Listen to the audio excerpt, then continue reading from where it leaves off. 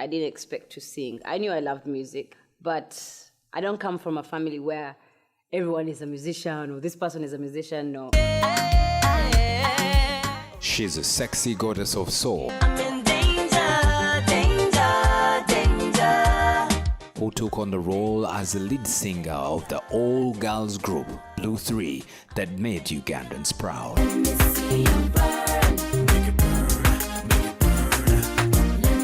For some reason, when Blue 3 was starting out, Lilian was more at the front. What about the dreams? What about the fairy tales? Is there anything left to say now? I think that if Blue 3 had stayed till today, because when we broke up, I didn't really see it as a breakup. From picture now, but I won't let them get me down. Her unique voice has got many thinking, if indeed she could be Uganda's own Erykah Badu. Lilian was always the strong voice.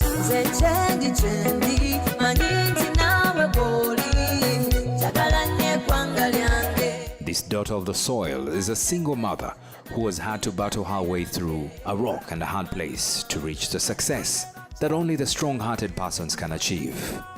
people really got to know about Moses was because I got pregnant. Being in the industry that we're in, people want to see you pregnant. She brings my memories on. Let me tell you this. With her band, the Sundowners, That's a different brand altogether. You're my hiding place. Lilian has found solace, a move that she believes has got her through the high tides of the never-ending battles within the music industry. This is Lilian Mbabazi, the story behind the Billboard star.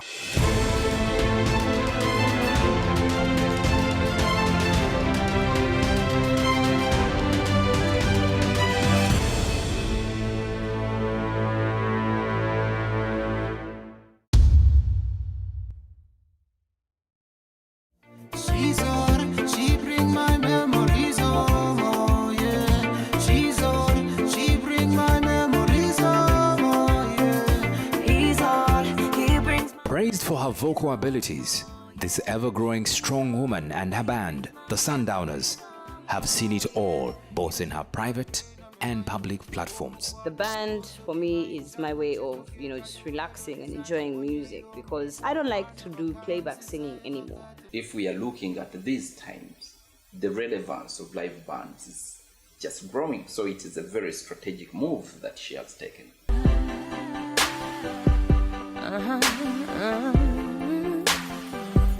The Good Life team has remarkably propelled her to a comfortable spot on the charts, with hits that have become anthems within the local audiences. 80% of my Luganda songs have been written by Moses.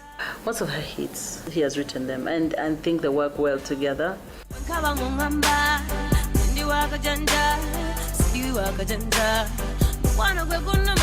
And today, as she settles down to look after her children, Lilian is working hard behind the scenes to nurture her children and rebuild a career she fought so hard to build.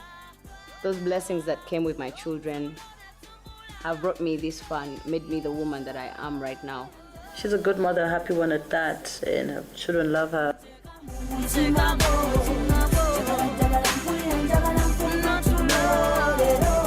Lilian Mbabazi was born on the 28th of October 1984 in Zambia Hospital, a family of 5 children born to Mr. and Mrs. Charles Kahirwe.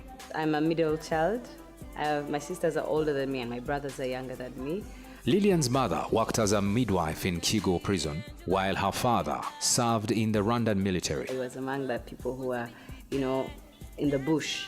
Whenever he had a moment, Lilian's father would be drawn into music and acting, and perhaps the only explanation as to why she was attracted to the industry as well. Maybe I got a little bit of the musical thing from him because he enjoyed the whole drama and acting and stuff. Lilian was raised in the suburbs of Kampala, in a town called Wandegea, and attended Buganda Road Primary School, which was a stone throw away from home.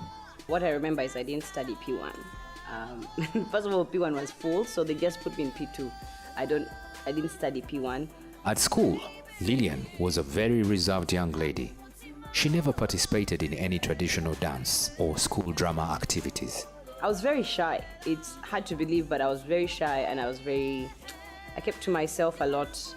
when I was in primary because I was not yet used to, being around people when I started school. Despite her reserved nature at school, Lilian was quick to engage her fellow students by helping out in their mathematics homework for a little bit of money. This eventually got her into trouble. I used to help kids to do their homework, and then I don't do my homework, and they pay me. I remember I was sent for my mom, like, bring your parents to school, and I kept dodging. Like, I would stay home and tell my mom, oh, my back is hurting, oh, my head. Like, I'd make excuses to prolong her coming to school until they called my sister. Now, my sister was in a class ahead of me, and she was in P5, and they tell her, please call your mom. Why do you have to do this? Like, can't you just tell them she's not around? So when they told my mom was tough. I was so scared of this woman. I thought she was going to murder me. Because she came speaking Kinyarwanda, and once the parent switches to the local dialect, you are finished, you're gone. Lilian's father continued to work in Rwanda while her mother stayed behind in Kampala to look after the children. Times got hard, and the cracks started to show in the family's finances. You were always the kids they chased away for school fees at school. It was that kind of life because my dad was first of all rarely there because he was fighting to liberate the people of Rwanda. It was so difficult. But my mom, she's my inspiration. She's a very hardworking woman, very strong woman. She made sure that at least we had something to eat and something to we had something like clothes to wear and shoes. You'd wear your one pair of shoes the whole time and you're okay with it because you know what? This is who we are. This is the life we know. We didn't know anything different. Of course, you go to school, you meet other kids who have this and that. But she instilled this thing in us that be grateful for the little that you have. With every day that went by, the financial crisis hit the ceiling and it became impossible to survive, prompting Lilian's mother to take her children to a Christian-based organization in Tinda called Compassion. It was here that they would get foreign sponsors to provide them with all their needs. And that organization is actually helped me go through most of my primary school. Like I didn't pay for my school fees in that way. I always got a sponsor to help me get my education. Otherwise, I would have been one of those illiterate children. Ooh, baby, falling for you, falling for you. During the Rwandan War that saw many Rwandans lose their lives, Lilian and her family stood together in prayer as family members were dead worried as to what could happen to all the family members who were one way or another involved in the war. I remember my uncle was hurt in the war, and they had to amputate his leg and stuff. He's the one who actually made me realize that something serious was going on. And my dad, we were always worried, are we going to see him again? Is he going to come back home? It was a very confusing time for me. I didn't understand what was going on, but I knew there was something bad that was going on.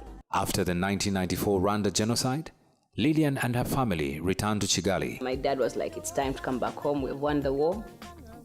It's time to move back. We had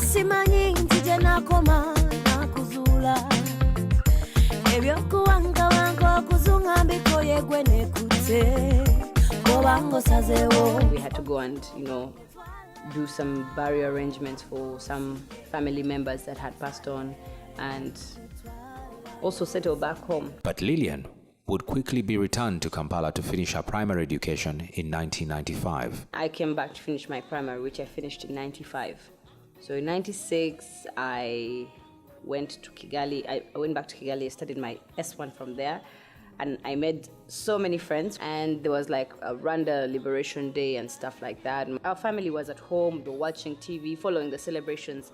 Then my cousins got a bright idea. The celebrations were maybe 10 minutes from our house. You could walk there as kids. You just walk in a group and you're fine. So we go through the back door and we decide to go down to the celebrations. Now, when we're there, we just want to enjoy and see what's happening. There was a live band. To get to the band was not as difficult. And I remember one of my cousins is the one who went and talked to the band and said, hey, we have our sister here. Can she sing a song? What? They're like, okay, you bring her. So my friends and my cousins are like, yeah, you go and sing for us a song, go and sing for us a song. I remember this is my first live performance in front of anyone ever.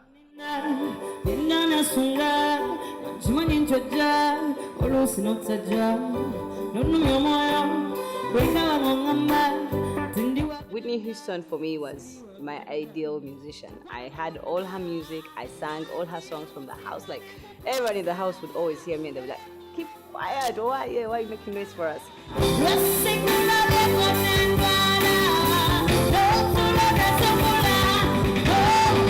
I remember I sang I Will Always Love You by Whitney Houston. That was a natural song for me because I always sang it at home and I admired her so much. What I didn't know was it was being broadcast live. So who's watching TV at home? My parents. And they watched me on TV. They're like, but isn't this our child? Like, isn't she around the house or something? They called for me, they couldn't find me. And next thing they know, that my cousins are coming, they're tipping me some coins and what. During her secondary education, Lilian's interest in her studies wasn't something she gave much thought about, as much as she did with her music. I was not caring about the schoolwork. I was mostly concentrating on me being a musician, me being a singer. Like, that's what I decided.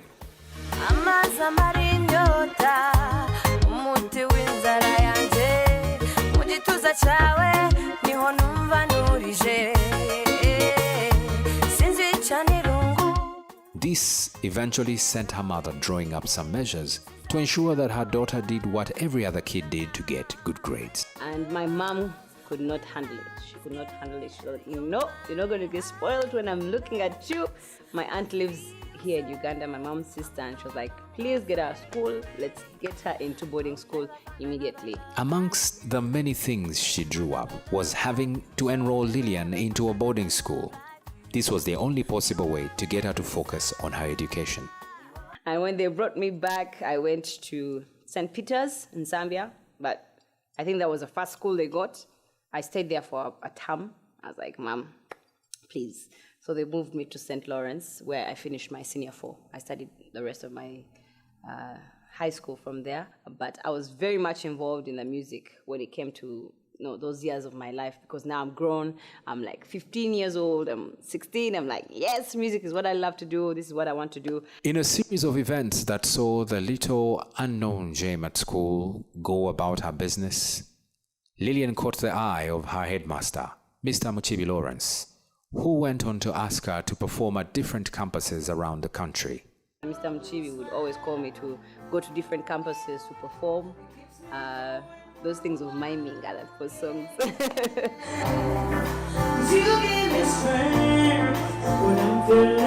And I was very, very much involved in, like, especially the music, dance and drama section, where I do the traditional dances, the Western piece, all that. I was very, very active. This would only elevate her to a greater height. Boy, me love you, me not know why. When I see you, my heart's go. Lilian later joined Kabuja Secondary School and continued doing what she loved to do. There it was cool. It was just entertainment. I would involve myself in whatever entertainment was there at school. But only this time it would be in the church. Every Sunday I would wake up, I would have a song that I prepared for the church, and it was my main place of singing. Coming up.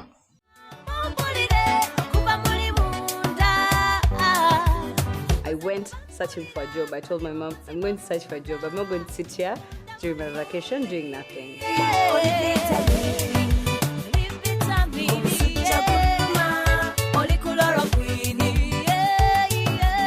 With her education on the side, Lilian returned to Kigali, and with the help of a friend, she got a job to perform at the Mill Collins Hotel that lasted for more than a year.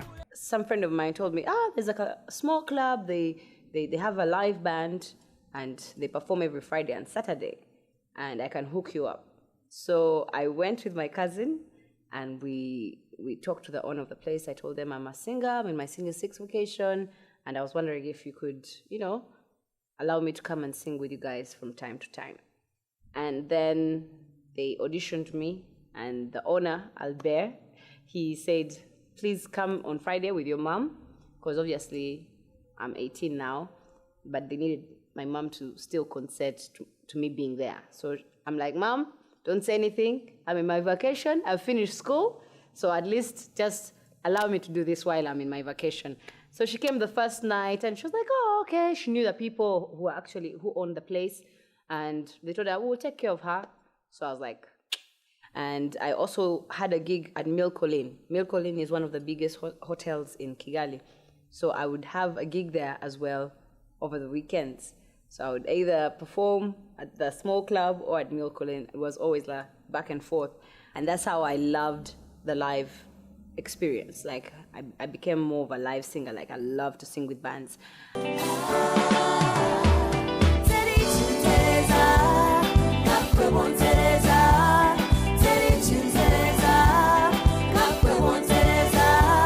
With no more challenges to address in Kigali and the desire to go professional in her music, Lilian returned to Kampala in the hope of finding answers of what she was looking for.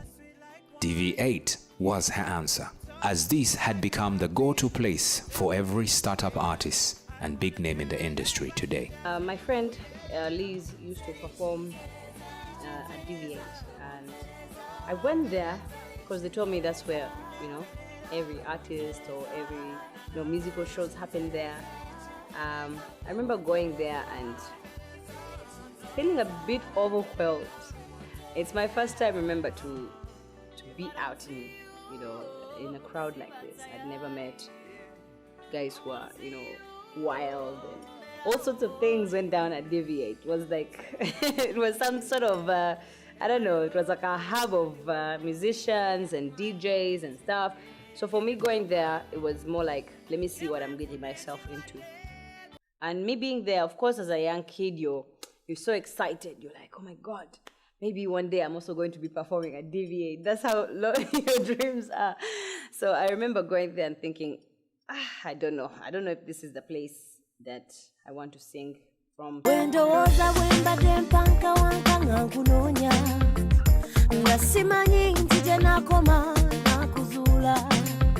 I just remember hearing about Steve Jean. Steve Jean, he's a producer, he's a singer, he can help you, he can do this for you. And it was the late DJ Momo who actually introduced me to Steve Jean, because I used to find Momo a lot at DV8 and stuff.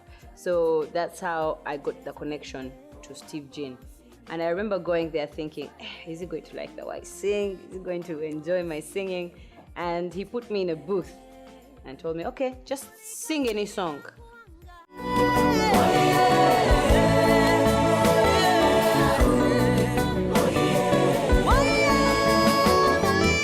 That was it. And he was like, he didn't really know what to do for me at that time. I guess he would have made a plan.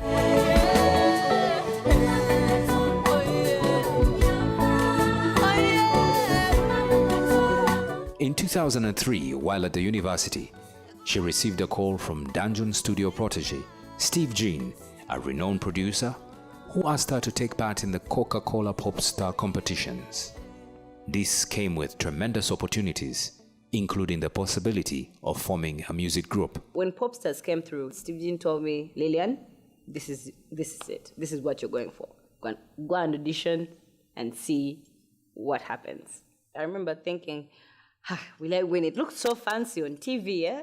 They make everything look so fancy on TV. I remember waking up very early in the morning and saying I have to be among the first people to audition. I was actually the fourth person to audition that day. I was nervous. I was like, when you have this little doubt, you don't believe in yourself that much. But I just said, you know what, I'm going to try my luck. So I got there. I see all these people who have won competitions. There was Cindy, there was Dorothy, Bukira, all these guys who had, been in the Real Stars, and hey, everyone saw them as celebs. But me, I was like, you know what, when my time comes, it will come. And I remember going through the competition, and the judges were very impressed with my singing. She had a beautiful, very strong voice. She would sing and the whole room would be infected by her sound.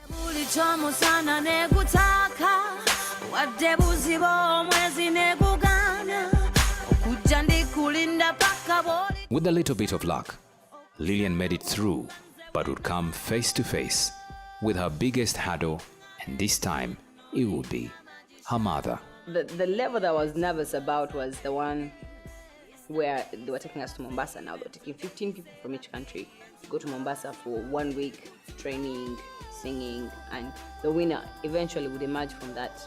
Now I have to travel, so that's where the problem comes. Remember, I've been doing this silently. I've not told my mom anything.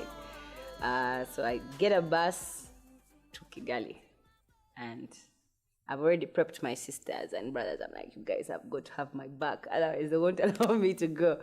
So they tell her, she's like, okay, but what about school? Like, you get a dead year, then you come back, and then you resume school again. So I went, she agreed. That's how I went to Mombasa, and it was my first time on a plane. Going on that plane was my first time, because obviously to Kigali you just bus it, you know. No one is going to pay for your flight. So sitting on a plane for the first time, I was like, this is interesting, nice. I didn't know I'd be able to sit on a plane this soon. So going to Mombasa, and you're staying in this fancy. We stayed at White Sands. It was a really fancy hotel, and they took really good care of us. I remember thinking that, yeah, this is the right decision I made. I was so nervous because there were different people from Kenya, from Tanzania, and everyone was in the room whenever anyone was competing. Like, whatever you're doing, any activity, everyone was around. So it doesn't matter, plus judges and coaches. But it was such a good experience for me that I had to work even harder to make sure that I actually win. The skies above blue, my heart was wrapped in clover. So they come to my friend's home, because that's where I used to stay. And they tell me, oh, you're one of our winners. The whole house was upside down. We were dancing and what. But the thing is, I already knew that I'd won. They already briefed me. They had told me, like, you know what? Just make sure you're very surprised. Don't tell the people at home, but just make sure. Because their reaction was the one which was, wow. They didn't expect it. So I kept quiet. I didn't mention to anyone. We went to South Africa without anyone knowing, because we couldn't tell anyone that we had won until the show started airing on TV. So when we went to South Africa, that's when they started airing the competition and everything. So guys in Uganda actually didn't know who had won. And I didn't know who else had won in the group. I didn't know it was Cindy or Jackie. I had no idea. Lilian was set to join the other two girls that included Jackie Chandiru and Cinderella Sanyu. We meet with the girls and everyone is excited. We're like, oh my God, we've won a competition. We're going to South Africa. It's the first time any of us is going there, you know. Leave alone the fact that we were sitting on the plane now for like the third time, because obviously the to and fro from Mombasa, then now going to South Africa. We're seeing a huge country we have never seen before, like fancy cars, fancy this, fancy this. It was something else. I remember feeling like I'd won the lottery that day. I was like so happy. All my ladies in the house, let me see you burn. Make it burn, make it burn.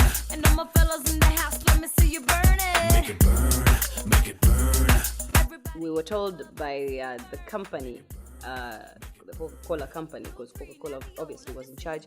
They told every country to come up with a name for their group.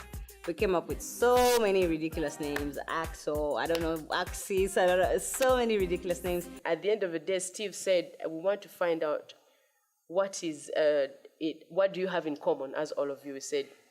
We're Ugandan, we're girls, you know, and we're black women. Black can be beautiful, can mean bootylicious, can mean anything. So we're like black ladies from Uganda, blue, and then we're three, blue three. Oh, 1, 2, 3, and up. Let me see you burn. Make it burn, make it burn. Let me see you burn. Blue 3 was the Ugandan all-girl band formed in April 2004 while in South Africa. The name was created to mean three beautiful ladies from Uganda. Wish that you were seeing me. Gonna want to be with me. While in South Africa, the girls went on to produce their debut album, Hitaji.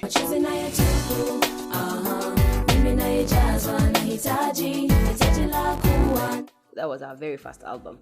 Which spawned the hit singles Hitaji, Frisky, and Tomalako.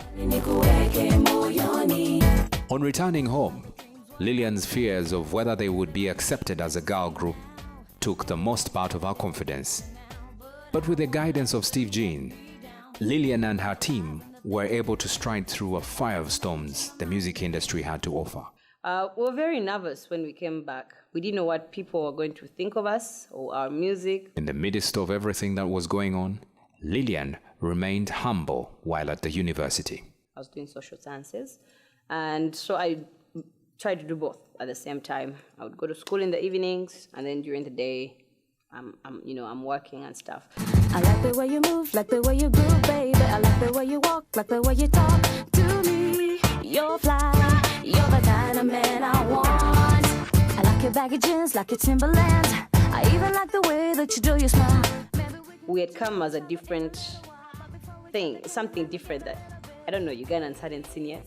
It was very different from what was there at that time. We were seeing a lot of English and accents and all of this stuff that people didn't understand here. But we were very excited when they started liking our music and started warming up to us. With fans of Blue 3 making daily demands for the girls to make a concert, the girls launched Hitaji at the Lugogo Cricket Oval in December of the same year. This attracted thousands of fans. We had to have a concert. That's when we did our Hitaji concert. I like the way you move, like the way you groove, baby. I like the way you walk, like the way you talk to me. You're fly, you're the kind of man I want. I like your baggy jeans. But we're still confused, we're still trying to find ourselves on stage and still this one is trying to outshine the other. We don't know that it's a group. Everyone is trying to be seen, Everyone is trying to be the star. The Hitaji video went on to win Video of the Year at the Pearl of Africa Music Awards. And we actually became one of the biggest selling girl groups in Uganda. We got nominated in the very first year for the Kora Awards. By then, we started performing outside. We did a tour in the UK. We did a tour we went to Nigeria and Ghana. We started doing awards all over the place. We went to South Africa to perform and having these audiences of just 5,000 to 10,000 people in just a span of 2 years. And just when everything seemed to be going fine, Blue 3 stumbled, causing Cinderella Sanyu to part ways with the group. She told the world that we fired her or chased her, but till today I still can't believe she lied like that. They used to take annual holidays in Jan, Feb. So there was a bit of a gap. And pretty much in that gap was the time when Cindy decided that she wanted to do a solo career. And her boyfriend then had decided to, get her some producers out of Uganda. And I remember talking to her every single day and telling her, are you sure you want to leave the group? Are you sure? The way she did it, the way she handled her leaving was not right. And considering, really, the way they had been formed, the way they came together, the way they'd gone through, their musical journey. Because we have not even found a new member yet, because it doesn't make sense for us to find a new member. In the whole group, she's the one who had a relationship that was bent towards marriage more than anything, if my mind serves me right. And I think it got to a point where she had to decide, maybe, between music and family. And choosing family meant moving away with the gentleman. And we had discussions, before even anyone knew about her leaving. We had so many discussions telling us, Cindy, blah, blah, blah, please come back, please come back. Jackie and I still like the group, we still like what we're doing, and we still like our endorsements with different companies. So all that we had to think about. Coming up.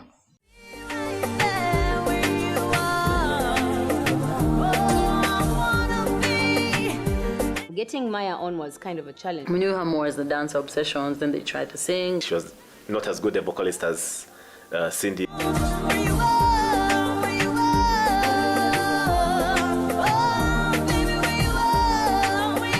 With Lilian and Jackie's desire to keep the Blue 3 brand fully operational, they went on a search for a new member, and Edith Baganda, aka Maya, would be their much anticipated answer. Getting Maya on was kind of a challenge because she has come to 2 vocalists, yeah?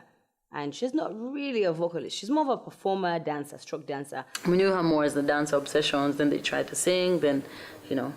But now coming up to be in this duo of strong voices that have actually stood the stage internationally and all, I felt it was going to be a big challenge for her and huge shoes to fit in. She was just getting into the whole singing thing. She didn't have the experience.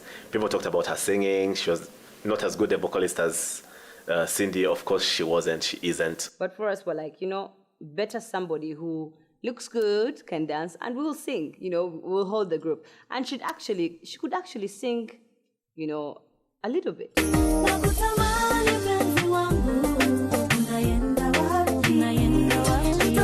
For us, it was a decision to keep the brand alive. She did try her rounds and it wasn't going to make it. And I told the manager at the time that, you know what, this girl is such a dancer, and you need to highlight on that because she came out of combat dancers. I was like, you need to maybe just do some solo dance moves for her during their performances so that she also shines. With the group now in place, Blue 3 embarked on heading to the studio to produce Be Free album. And it was during this time that Lilian conceived. That album, for me, I feel like was one of our best work as Blue 3, because me and Jackie basically put our hearts and souls into that last album that we did, Be Free. That was the name of the album. So after that, I conceived. I'm losing my mind, yeah, yeah, yeah.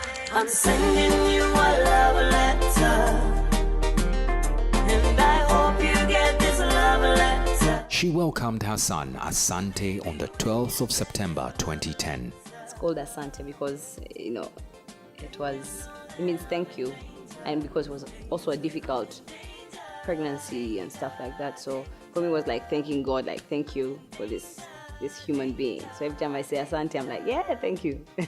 After giving birth, Lilian chose to concentrate on motherhood, putting a brief hold on music. It was the best decision I ever made in my life to have a child, because it changed my life in so many ways. It gave me a different perspective on life and actually made me grow up in like a few days. It does that to you. You grow up like immediately, like you stop thinking about you, now you think about somebody else. Because I was into the party scene, I like to go out and like to, you know, I was always hungover. But now with the baby, things changed. I was like, you know what, I'm going to concentrate first on motherhood. Let's say goodbye to Blue 3 for the meantime. This would eventually disband the group that the public had fallen in love with.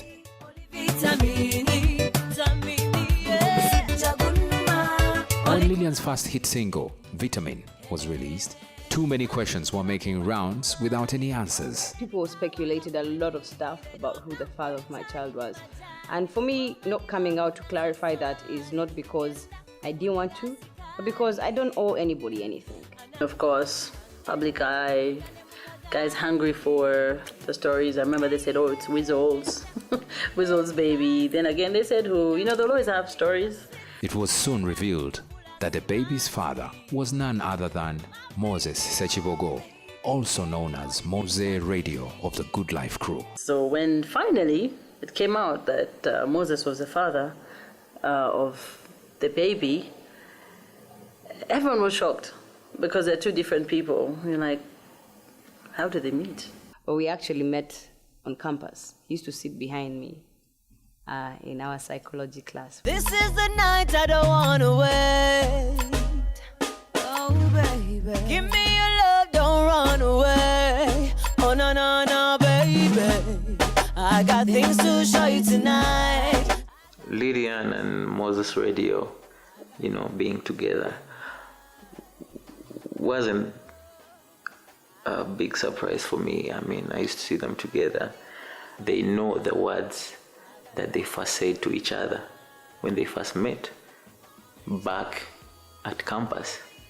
I know my life. my family knows, like everybody around me knew what was going on. So them speculating and writing all this nonsense in the papers I was like, it doesn't matter, it will blow over. It happens in showbiz all over the world. People date their managers, people date within the business. So it's just like two lawyers get married, two doctors have a child together. No one looks at that, but when two artists have a child together, then that becomes, subject for conversation. I think she's right. She's free to marry or date or get children with whoever she wants.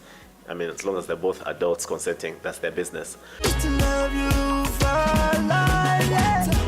Ever since you came over my way, every day just to be like you holiday. Everyone has their own view about that relationship, but she was happy, and that's all that mattered. I mean, it sounds cliche, really, saying it, my friend is happy, so I'm happy.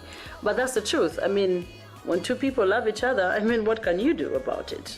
In a bid to silence their critics, Lilian's doubters, and what Moses and Lilian had between them, they welcomed another bundle of joy in July 2014, Izuba. And I remember that time Moses even didn't sleep because it's daughter, so he was, that his little girl is coming into the world. He was very anxious. And I love my children with everything that's within me. I don't regret that decision ever in my life. Those blessings that came with my children have brought me this far and made me the woman that I am right now. She's a good mother, a happy one at that, and her children love her, and her baby daddy is involved. So yeah, one big, nice story. Things were, of course, not always rosy. With Moses, we had our ups and downs, break up, makeup, and stuff like that. And even if the father is not, I'm not dating him, I still have this special children that we made together, and it's a remembrance of. Simple girl, dreaming of a better world. Hell and back. Lilian went on to release hit song after hit song, some of which included Kawa, Danger, Kankutwali, among many others. Danger, danger. With the high demands from our fans, the steep competition in the industry, plus balancing motherhood, life put her between a rock and a hard place, reminding her of her childhood struggles with her family. It was nerve-wracking and exciting at the same time. That's why I guess I'm not so used to being alone on a stage. Lilian pushed back and stood her ground. The result was the creation of a band that seemed to answer her problems. So I decided to create a band immediately.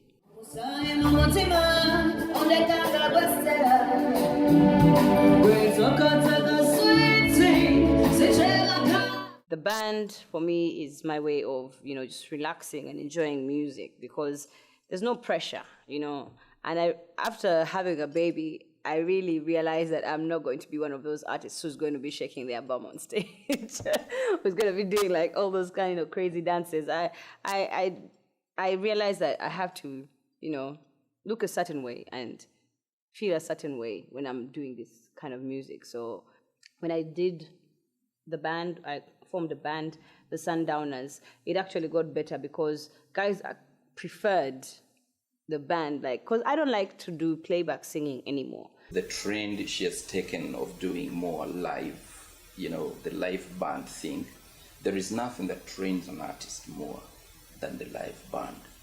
And if we are looking at these times, the relevance of live bands is just growing. So it is a very strategic move that she has taken.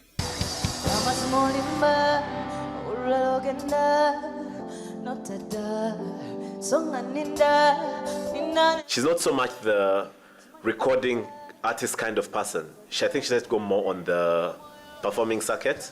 Like the Sundowners are booked every week, We became a new kind of brand as well. Lilian and the Sundowners. That's a different brand altogether. So also that brought for me a lot of, new clients. You find me and my band performing at different, corporate functions, and it wasn't as bad as I hoped. Is is everything that I need. You're my star, you are my life. She was approached by the guys at Big Mike's and to do a gig there. This love for music, this love that I have for music, it kept me going, it kept me pushing, and it's paid off. It's paid off for me.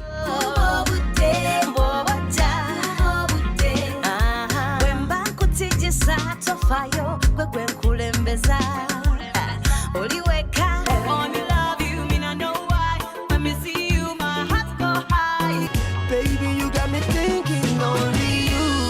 My baby, only you. Me alive. Only you. Nobody. I love the people, love the music, makes me feel at home. I love the food and culture, love to see my people dancing. With the Sundowners band getting more popularity, it wasn't long before Lilian joined forces with the Deuces Entertainment Group. The result was organizing a concert to officially announce to the public that Lilian indeed has a place in the music industry. I'm so happy to have joined that team because, you know, there are guys who have a vision for my career. They have plans, and I already see most of the plans unfolding. And now we're having a concert. She had enough songs to make an album, so it was time for her to launch an album, and it was long overdue. There's all this talk of Ugandan artists just lip syncing and miming over songs, but she showed that she actually had the vocal prowess, and I think getting out of Blue 3 helped her kind of spotlight her vocal prowess, because when you see her perform with the Sundowners, you realize that she's actually a live performer. She actually does power of the voice. She doesn't need the studio to help her, you know, bring her voice out.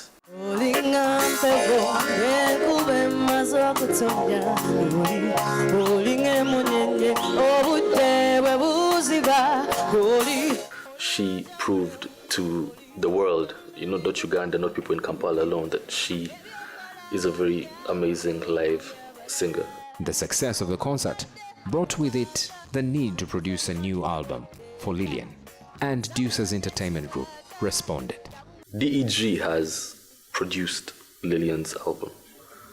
It's a 14-track album. I'm very glad to be a part of Deuces Entertainment Group, and I think we're going to do very many big things together. They're fairly new, but they've got the direction. On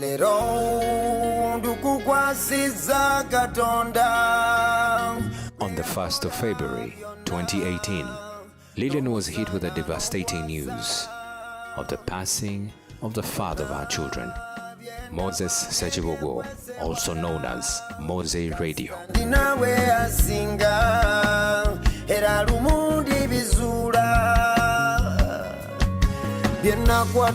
With this, Lilian has resolved to take care of her children as a single mother and hope to make her music career successful, regardless of the industry's pressures. She's very, very focused as an artist. She's ready to grow, and ever since the time that we signed her up to now, we've witnessed that kind of growth. Hallelujah. I'm sure Martin Luther is proud to see Obama in the house calling shots right now. New day.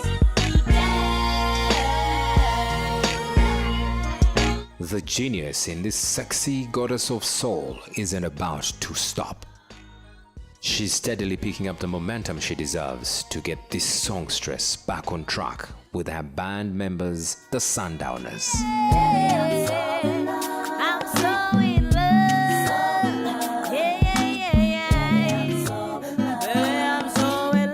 She has proven time and time again that her voice is what has elevated her to the heights only divas can understand.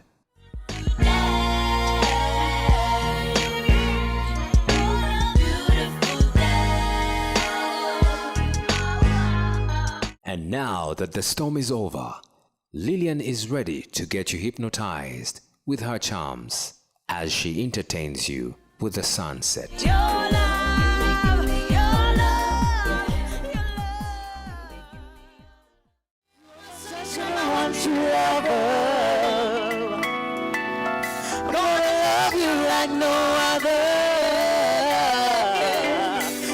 Such a country lover, baby, baby, I wanna love you like no other.